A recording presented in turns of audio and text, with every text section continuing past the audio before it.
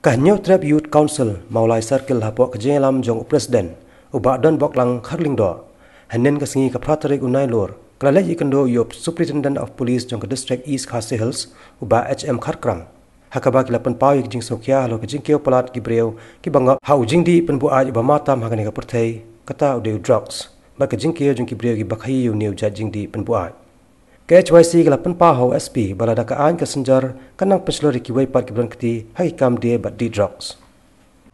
Kejuan jungi mentah ni si galong bangin niok banwan ikran bat banwan ya sulok le sila penong ke kedau bala penong yakini no ki Droks ki baile ya kakam ka ba le se kedai bandan ka penalty ka ba bon snam yaki hendai tang po arbanai kilalat no na po jir lai ba chamin no bat lalat no tak po arbanai dekani kelap penong di khot jong ka HYC mulai sakang kapan kong kalong ba mengiru nalen jong sang ngindan ka jing subajur ya keyboard kaan nalen deng derbasong ro kembalaong ni nado ka accept derbasong kumuri ka seng me ka sama ka village defense party ro kiladan ka jing bong syania te mengiru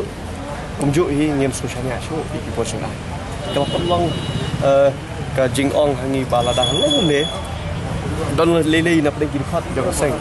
ke ong kala bahaya ngi bangin dan bentano baniade bani Droks nomor balada syakem Droks sangar banai lalai lada ngidon apa ke NGO lada yakhi mengi kiseng balang syakem lai banai mduna hendru banai lane pengat apa NPDA kajingkren jong bino elam jong HYC menne haswab baniwan sini kaladan kajingkren bakumta kebomut ba kabahai ngi bangin di Droks ki Droks hendrai ndang lawan ne be ngilasang supo chu sepang kajing trot jong update bang ni ka kaan ke ban le sepung Droks fact that this is a problem which has to be there has to be concerted action not only of police but all the other agencies involved and also most importantly civil society themselves have to be involved. I would not say transit. Probably what I feel is Shillong is more the end user. Coming from outside, then Shillong has become the end user of drugs. But I'm just afraid that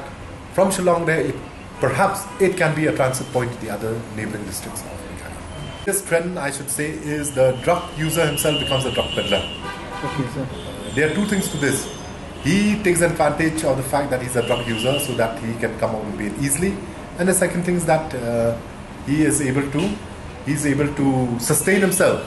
because to sustain yourself you need money. Now to make money, so what he does is he buys a certain quantity, and perhaps half the quantity he sells it, and half the quantity he consumes himself, and that is why this problem is multiplying, because the drug user himself becomes the supplier also at the same time. Now I should say every part of the cities are rather, because frankly speaking, because a lot of localities have come and met us. They expressed the concern, because all of them feel that each of their localities is being affected by it. And I'm very sure that none of the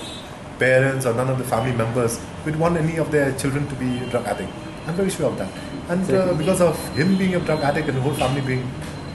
painted with the same brush, I think it's not right.